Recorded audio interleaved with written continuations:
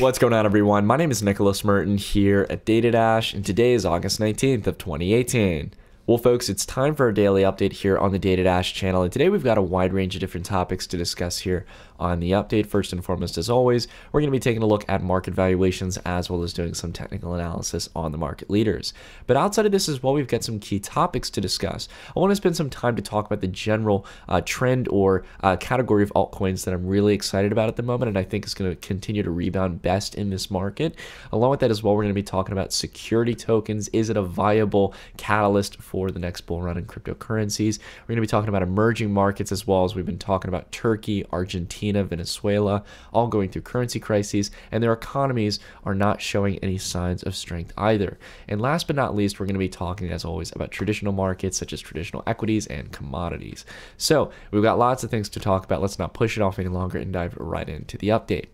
So taking a look overall at the past 24 hours, we can see that cryptocurrencies have made a steady rebound. This has been a continuing trend over really the past 4 or 5 days. We've been able to see altcoins make bounces off of their lows, and we've started to see players like Ontology, NANO, VeChain, all these players doing very, very well over the past few days, having more than 100% bounce up from their lows. So this is really good to see. It shows that people are taking a little bit of risk taking at these levels, and again, we can start to see that some actual volume is coming back in altcoins. Not a stark amount. We can still see that we need a decent amount of volume before we can really call, for altcoin season or a reversal. But at the same time, when things become oversold, you don't really need an altcoin season, guys. That's a key thing to take in mind here. Sometimes people get overly bearish. I remember the other day, there was a poll that I showed you guys saying that Bitcoin was, I think it was like 70 or 80% of people were betting that Bitcoin was going to be going to 5 or 4K within the week. There's a lot of fear in the market, and because of that, you can have really steady rebounds in this case, and especially on the currencies that are on BitMEX, there can be massive short squeezes. So in this case, again, I think we haven't seen enough of a rebound for me to get really confident, but again, these are the levels where I've been adding, guys. I'm adding into the fear here. I haven't been this eager to add on altcoins for quite some time, and it's just me. You have to assess for yourself what you feel in the market at the moment, but I have to say that Bitcoin dominance was quite overextended, and we've seen, as we saw back last December, that this is generally the range where we started to see a retracement, and so far we have gotten that. Bitcoin's market dominance has dropped more than 3% at this moment, almost around 3.5%, and altcoins as well, including some of the larger players like Ripple, Ethereum, and continuing on, we also have the other coins as well started to rebound and take some of that dominance away.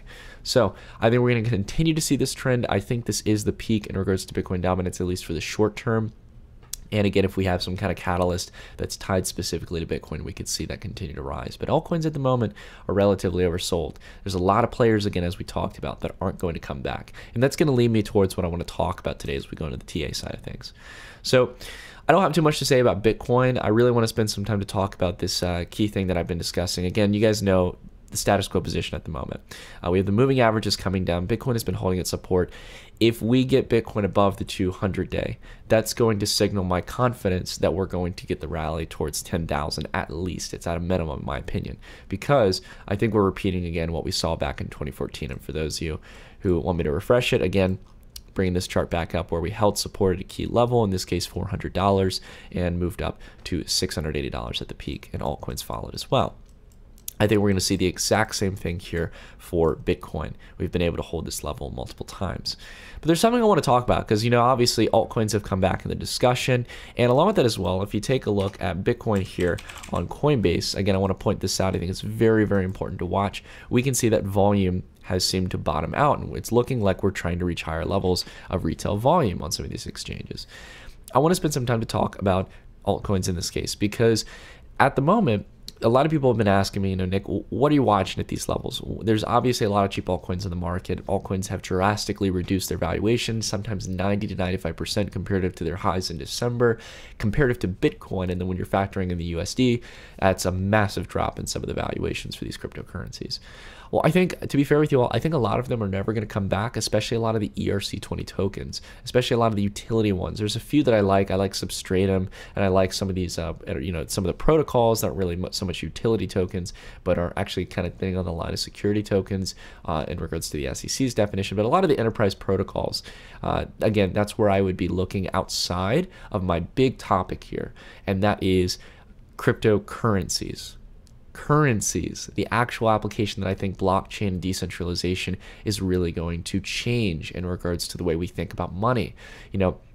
Again, I've been talking about a lot of these different currencies. We go through some of them in the TA sessions that we do here on the daily updates, but they're just currencies that many people either know or are familiar with to some degree, or we've talked about, because I think if you take a good look at CoinMarketCap, you'll realize the mass majority of market cap for cryptocurrencies is actual peer-to-peer digital currency. I think it's the best application.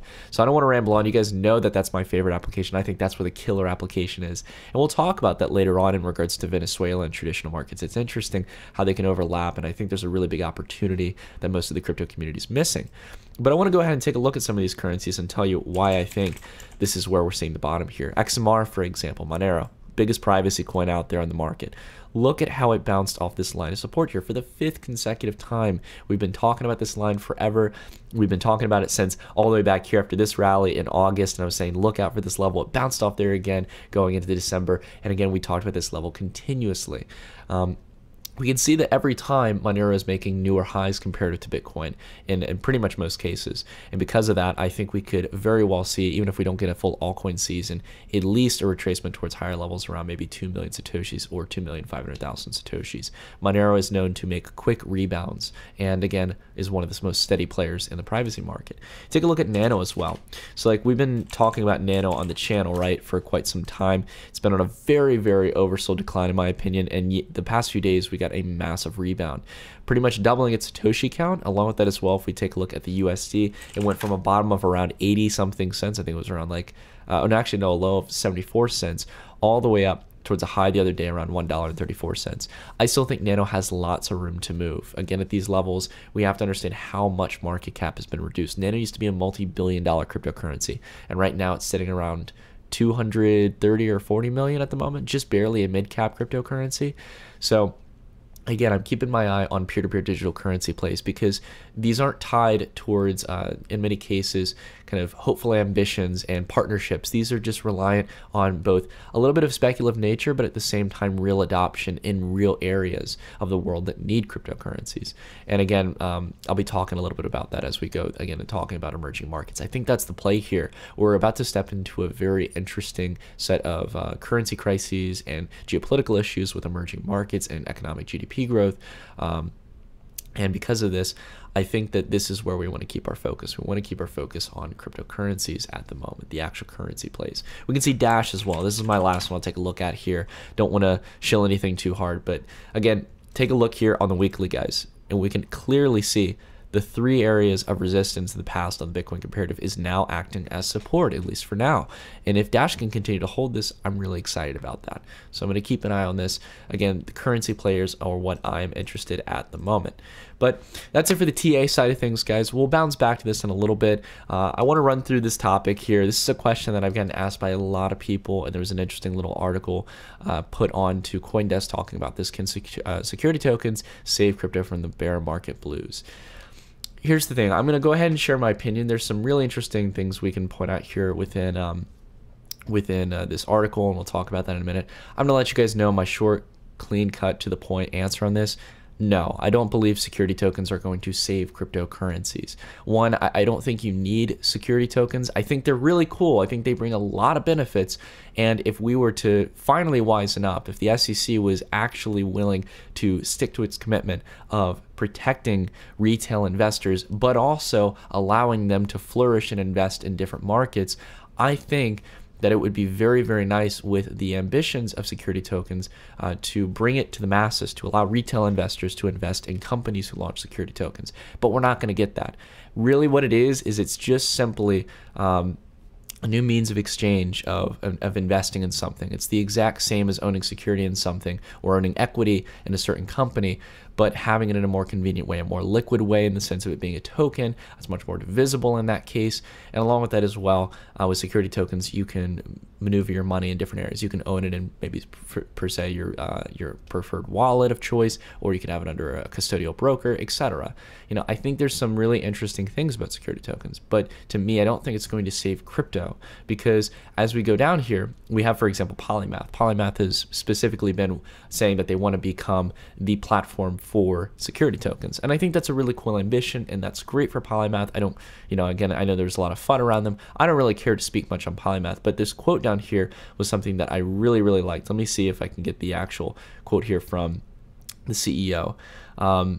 There was this one where he was basically saying, oh yeah, here it is. It's not about the techie cypherpunk movement at all. It's about yielding to the man. We have to obey the rules, Kverko said. And as it goes down, he says, we've doubled the market for security tokens overnight. So here's the thing. Again, all to those who want security tokens, I don't see a problem with them.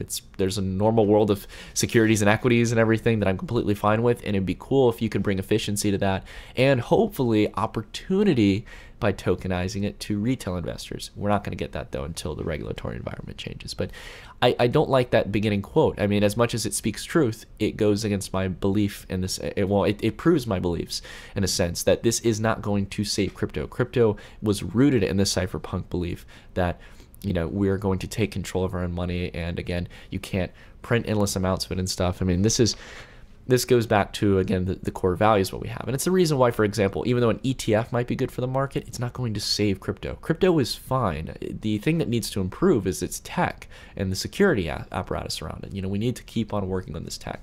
And this is something as well. This is from one of the Canadian Parliament members. He said, you cannot just have a scanned copy of someone's driver's license and a picture of them and claim that you know your client. We need to bring the norms and standards of the Canadian financial industry to facilitate more choice in the market. Again, for securities, completely understandable. Cryptocurrencies, not true. You should not have to give away your identity like that unless you're dealing with third parties, right? If I'm dealing, for example, with securities, maybe in that case something that's very heavily regulated, or if I want to get a loan from a bank, obviously they're going to probably want to see me in person and see my financial statements. But for cryptocurrency, that's completely further from the truth.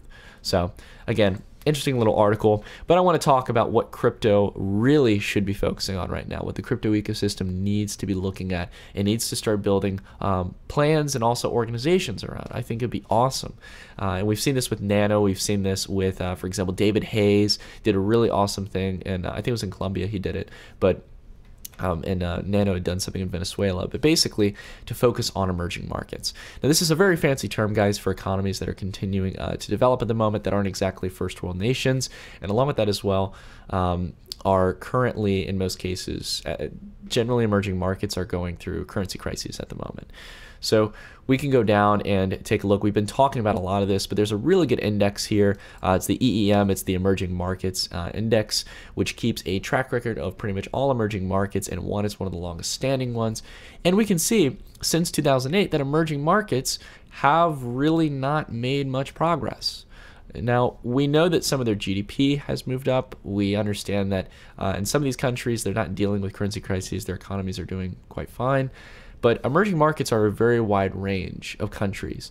And that at the same time gives us a little bit of comfort, but it also is concerning because we have emerging markets ranging from large players like China all the way to countries like, again, like we mentioned before, Argentina, Venezuela, Turkey, that are a little less developed or smaller geographically or population-wise. That being realized, we can see that we have not seen any serious growth across emerging markets over the past 10 years, at least in their equity values. Okay, this is an index that measures the indexes for their economies. And we can see that since 2008, we have not reached those highs. So what does this mean? Well, for me personally, I mean, it makes decent sense. We are having currency crises in these countries, and with that as well, investment has moved back to the United States in a lot of ways. When we're talking about those larger countries like China, the Chinese yuan has been devalued quite a bit because it's been losing weight to the dollar, whether it's been done purposely by the Chinese government or if it's been due to the fact that the U.S. economy has gotten stronger. There's a lot of money coming back from China through repatriation due to the new tax laws that has come back over to the United States. As well as the conflict with the trade wars and everything. Again, I think those are all secondary. It has more to do with monetary policy and the fact that there's not much investment going on and still a lot of lagging debt that is still coming back to bite these countries in the butt from back in 2008 when we had the emerging market boom as well as the commodities boom. So going on here, again, this is what I want to talk about here, and it's more in line with the currency. So this is something I pointed out in my live stream the other night, and I posted on Twitter. If we take a look at this chart here, I'll explain it very simply. It's the emerging market foreign exchange or forex, whatever you want to call it, emerging market forex volatility. And basically what this does is it takes a measurement of the volatility in emerging market currencies, and volatility meaning the amount of price movement and price range within a given time frame. So if we have price fluctuating like crazy, like we had in December and January, volatility is very high. Whereas in this case, we're talking about a collective of global currencies going through those very high fluctuations.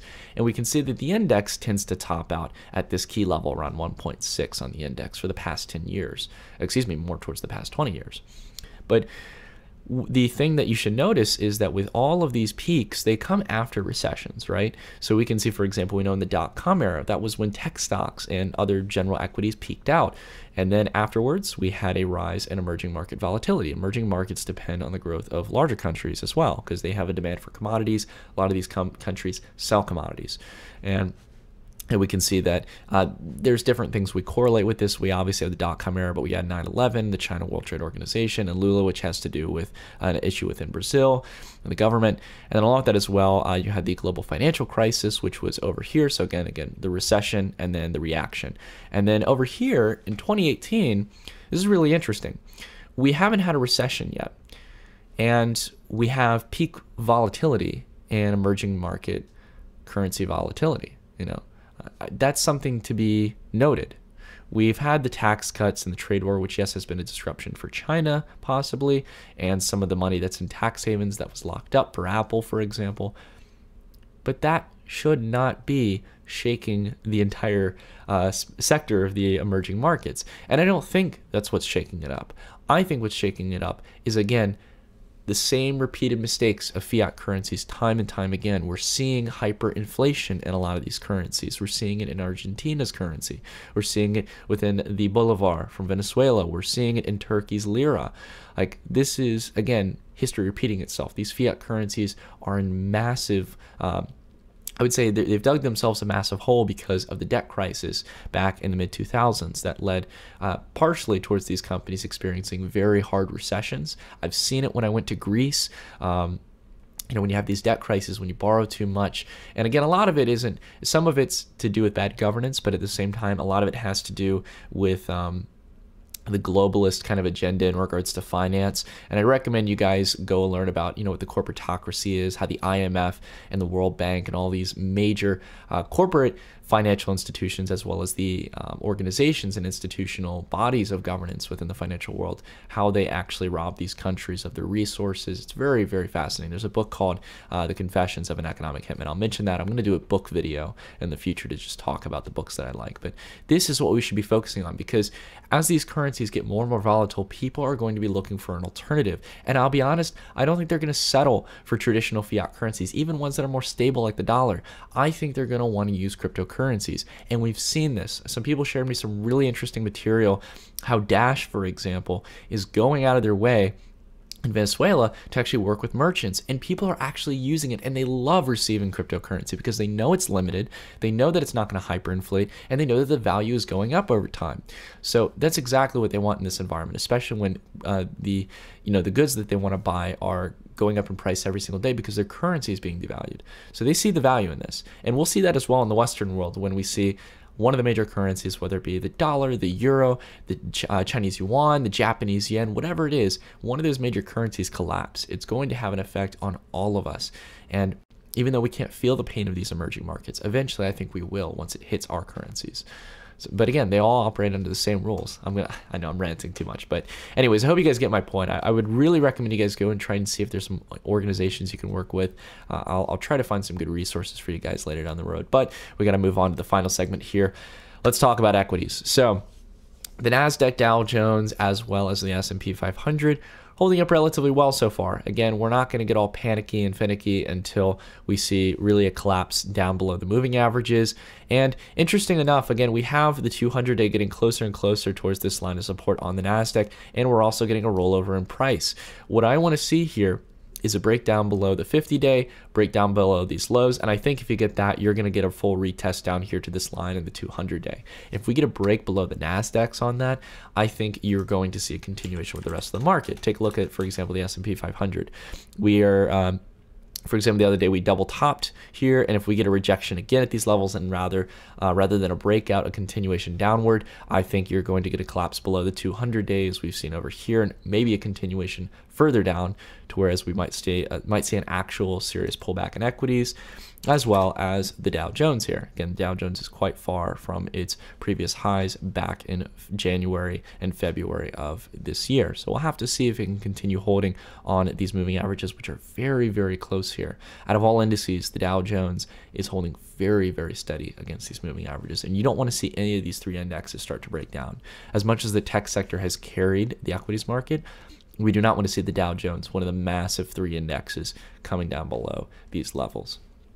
Going on as well, let's go ahead and take a look at gold. Gold, again, continuing the downtrend. Got a nice little rebound the other day from its lows here. I think some of that might be from the concerns in emerging markets. Again, might just be a speculative bounce after this decline. It's a pretty sharp decline in gold.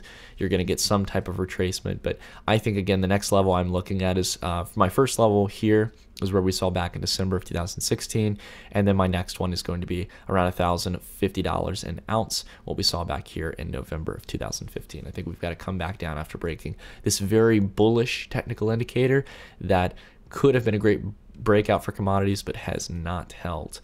Going on, let's take a look at two more. Silver continuing to decline, but again, got a rebound the other day. Very nice off the lows for those who can trade it. I think, again, you're going to see this come back down to $13 in SLV. So that's generally what I'm looking for here.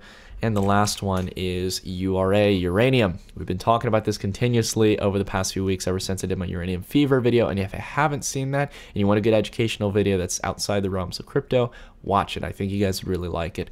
It's me covering the macro trend of uranium. And I think that at these levels, again, we've seen this tested 1, 2, 3, 4, 5 times so far on this level. Excuse me, 6 times in the past.